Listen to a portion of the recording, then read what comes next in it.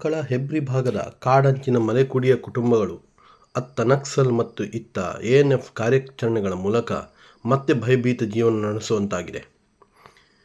ಪೀತಬೈಲ್ನಲ್ಲಿ ಜಯಂತಗೌಡರ ಮನೆಯಲ್ಲಿ ನಕ್ಸಲ್ ನಾಯಕ ವಿಕ್ರಮಗೌಡ ಹತ್ಯೆಯಾದ ಬಳಿಕ ಮಲೆನಾಡಿನ ಕುಟುಂಬಗಳಲ್ಲಿ ಮತ್ತಷ್ಟು ಭಯ ಹೆಚ್ಚಿಸುವಂತೆ ಮಾಡಿದೆ.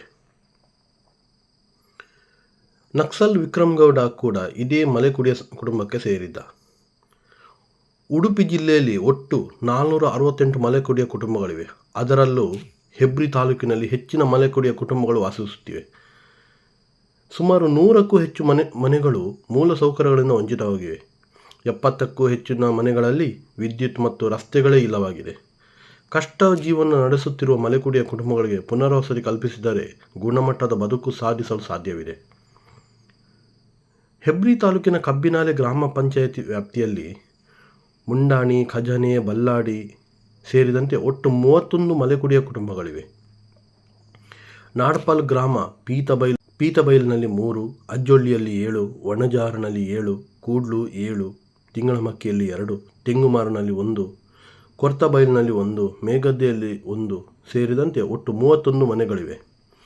ವರಂಗ ಗ್ರಾಮ ಪಂಚಾಯತ್ ವ್ಯಾಪ್ತಿಯಲ್ಲಿ 2, ಅಂಡಾರು ಗ್ರಾಮ ಪಂಚಾಯತ್ ವ್ಯಾಪ್ತಿಯಲ್ಲಿ ಮೊರಂಟೆಬೈಲು ಸೇರಿದಂತೆ ಒಟ್ಟು 39 ಮನೆಗಳಿವೆ. ಈ ಮಲೆಕುಡಿಯ ಕುಟುಂಬಗಳು ಕಾಡುತ್ಪತ್ತಿ ಮತ್ತು ಕೂಲಿ ಕೆಲಸವನ್ನು ನೆಚ್ಚಿಕೊಂಡಿದ್ದು ಆರ್ಥಿಕವಾಗಿ ದುರ್ಬಲರಾಗಿದ್ದಾರೆ.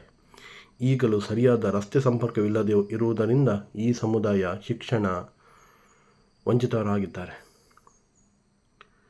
ಉಡುಪಿ ಜಿಲ್ಲೆಯಲ್ಲಿ ಒಟ್ಟು 468 ಕುಟುಂಬಗಳ ಪೈಕಿ ಕೇವಲ 6 ಮಂದಿ ಮಾತ್ರ ಸರ್ಕಾರಿ ನೌಕರರಾಗಿದ್ದಾರೆ. ಆದರೆ ಅರಣ್ಯ ಇಲಾಖೆಯೊಂದು ಬಿಟ್ಟರೆ ಬೇರೆ ಯಾವುದೇ ಇಲಾಖೆಯಲ್ಲಿ ಮೀಸಲಾತಿ ಸಿಗುತ್ತಿಲ್ಲ. ಪರಿಶಿಷ್ಟ ಪಂಗಡಗಳಿಗೆ ಒಳ ಮೀಸಲಾತಿ ಜಾರಿಯಾಗಬೇಕು. ಅರಣ್ಯ ಇಲಾಖಾ ಮಾದರಿಯಲ್ಲಿ ಸಿ ಮತ್ತು ಡಿ ದರ್ಜೆಯ ಹುದ್ದೆಗಳಿಗೆ ಸ್ಥಳೀಯ ಬುಡಕಟ್ಟು ಮೀಸಲಾತಿ ಸರ್ಕಾರದ ಎಲ್ಲ ಇಲಾಖೆಗಳಲ್ಲಿ ವಿಸ್ತರಣೆಯಾಗಬೇಕು. ಈ ರೀತಿ ಮೀಸಲಾತಿ ನೀಡಿದರೆ ಸಮಾಜದ ಮುಖ್ಯವಾಹಿನಿಗೆ ಬರಲು ಸಾಧ್ಯವಿದೆ ಎನ್ನುತ್ತಾರೆ ಮಲೆಕುಡಿಯ ಸಂಘದ ಜಿಲ್ಲಾಧ್ಯಕ್ಷ ಗಂಗಾಧರ ಮಲೆಕುಡಿಯ. ನಕ್ಸಲ್ ನಾಯಕ ವಿಕ್ರಮಗೌಡ ಎನ್ಕೌಂಟರ್ ನಡೆದ ಬಳಿಕ ಪೀತಬೈಲು, ನಾಡಪಾಲು ಪರಿಸರದಲ್ಲಿ ಎಎನ್ಎಫ್ ಪಡೆ ಮತ್ತೆ ಕೂಂಬಿಂಗ್ ಕಾರ್ಯಾಚರಣೆ ಮುಂದುವರೆಸಿದೆ. ನಕ್ಸಲ್ ಪುನರ್ವಸತಿ ಮತ್ತು ಶರಣಾಗತಿ ಸಮಿತಿ ಸದಸ್ಯ ವಕೀಲ ಶ್ರೀಪಾಲ ಕೆಪಿ ಮತ್ತು ಪಾರ್ವತೇಶ್ ಬಿಳಿದಾಳೆ ನೇತೃತ್ವದ ತಂಡ ಶನಿವಾರ ಹೆಬ್ರಿ ತಾಲೂಕಿನ ನಾಡಪಾಲು ಗ್ರಾಮದ ಪೀತಬೈಲು ಪ್ರದೇಶಕ್ಕೆ ಭೇಟಿ ನೀಡಿತು. ಸುಧಾಕರ್ ಗೌಡ, ಜಯಂತಗೌಡ, ನಾರಾಯಣಗೌಡ ಕುಟುಂಬಗಳ ಜೊತೆ ಮಾತನಾಡಿದ ಸದಸ್ಯರು ನಕ್ಸಲರು ಮುಖ್ಯವಾಹಿನಿಗೆ ಬಂದಲ್ಲಿ ಸರ್ಕಾರದ ಶರಣಾಗತಿ ಹಾಗೂ ಪುನರ್ವಸತಿ ಒದಗಿಸಲು ಸಿದ್ಧ. ನಕ್ಸಲರು ಶರಣಾಗತಿ ಸಮಿತಿ ಸದಸ್ಯರಾದ ನಮ್ಮನ್ನು ಸಂಪರ್ಕಿಸಬಹುದು ಎಂದು ಶ್ರೀಪಾಲ ಕೆಪಿ ತಿಳಿಸಿದ್ದಾರೆ. ಪಾರ್ವತೇಶ್ ಬಿಳಿದಾಳೆ ಮಾತನಾಡಿ, ಸರ್ಕಾರದ ಶೀಘ್ರದಲ್ಲಿ ಆದಿವಾಸಿಗಳ ಸಮಸ್ಯೆಗಳು ಮತ್ತು ಸವಾಲುಗಳು ಇದರ ಬಗ್ಗೆ ಸಭೆಯಲ್ಲಿ ಮಹತ್ವದ ಚರ್ಚೆ ನಡೆಸಿ ಸಾಧಕ ಬಾಧಕಗಳ ಬಗ್ಗೆ ಚರ್ಚೆ ನಡೆಸಿ ಸಭೆ ಕರೆಯಬೇಕು. ನ್ಯಾಯಾಂಗ ತನಿಖೆ ಮತ್ತು ಸರ್ಕಾರ ಶೀಘ್ರ ನಿರ್ಧರಿಸಲಿ.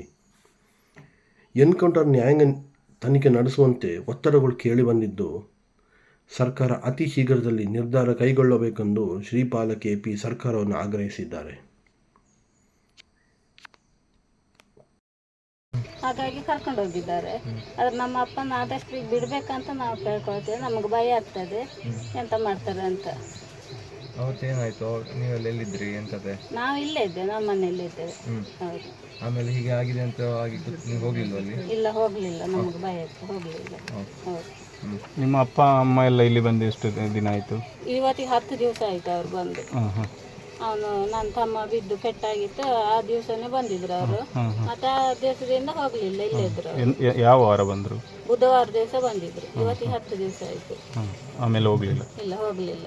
ಯಾವಾಗ ಹೋಗ್ಲಿಕ್ಕೆ ಅಂತ ಇವರು ಹೇಗೆ ಯಾವಾಗ ಹೋಗ್ಬೋದು ಅಂತ ಹೇಳಿದಾರಂತೆ? ಗೊತ್ತಿಲ್ಲ, ಯಾವಾಗ ಹೇಳ್ತಾರೆ ಗೊತ್ತಿಲ್ಲ. ಅಂದರೆ ಇವರು ಹೋಗುವಾಗ ಬೇಡ ಅಂತ ಹೇಳಿದ್ರು ಪೊಲೀಸರು? ಬೇಡ ಅಂತ ಹೇಳಿದ್ರು, ಹೋಗಬೇಡಿ, ಅಲ್ಲಿ ಬರಬೇಡಿ ಅಂತ ಹೇಳಿದ್ರು. ನಿಮಗೆ ಕಿರುಕುಳ ಕೊಡ್ತಾರೆ ಅಂತ ಭಯ ಇದೆಯಾ? ಅಂದರೆ ಪೊಲೀಸರು ಏನಾದರೂ ತೊಂದರೆ ಕೊಡ್ತಾರೆ ಅಂತ ಹೇಳಿ? ಏನು ಭಯ ಇಲ್ಲ, ನಿಂಗಲ್ಲ ಇರಬೇಕು ಅಂತ ಸ್ಟೇಷನಲ್ಲಿ ಅಪ್ಪನಿಗೆ ಭಯ ಆಗ್ತದೆ ಮಾರ್ರೆ, ಬಿಡ್ಬೇಕಂತ ಏನು ತಪ್ಪು ಇಲ್ಲಲ್ಲ ಅಪ್ಪಂದೇನು ತಪ್ಪಿಲ್ಲ. ಅವ್ರು ಇಲ್ಲೇ ಇದ್ದೀರ, ಅವ್ರಿಗೆ ಅಲ್ಲಿ ಏನಾಗಿದೆ ಏನಂತ ಅವ್ರಿಗೆ ಗೊತ್ತೇ ಇಲ್ಲ. ಹಾಗಾಗಿ ಅವ್ರದ್ದೇನು ತಪ್ಪುಂಟು? ಏನೂ ತಪ್ಪಿಲ್ಲ.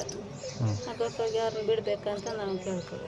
ಕಿರಿಕಿರಿ ಮಾಡಬಾರ್ದಲ್ಲ. ಹೌದು, ಕಿರಿಕಿರಿ ಮಾಡ್ತಾರೆ. ಬೆಳಿಗ್ಗೆ ಊಟ ಸಹ ಮಾಡಿಲ್ಲ ಅವರು, ಒಂದು ಲೋಟ ಕಾಫಿ ಸಹ ಕುಡ್ದಿಲ್ಲ ಬೆಳಿಗ್ಗೆ. ಆಗಾಗ ಕರ್ಕೊಂಡು ಹೋಗ್ಬಾರ್ದು ಅಲ್ವಾ? ಹೌದು. ತುಂಬ ಫೋರ್ಸ್ ಮಾಡಿದ್ರಾ? ಹೇಗಿತ್ತು ವರ್ತನೆ ಹೇಗಿತ್ತು ಪೊಲೀಸರು ಅಂತ? ಬಂದು ಬೇಗ ಎಷ್ಟೊತ್ತು ನೀವು ರೆಡಿ ಮಾಡೋದು, ಬೇಗ ರೆಡಿ ಮಾಡಿ ಬೇಗ ಹೋಗಬೇಕು, ಬೇಗ ಬನ್ನಿ ಅಂತ ಹೇಳಿದರು. ನಿನ್ನೆ ಹೇಳಿದಾರ ಅಂದು ನಾಳೆ ಬರಬೇಕು ಅಂತ? ಇಲ್ಲ, ಇವತ್ತೇ ಬಂದದ್ದು? ಹೌದು, ಇವತ್ತೇ ಬಂದಿದ್ದು. ನಿಮ್ಮ ಹೆಸರು ಹೇಳಿ.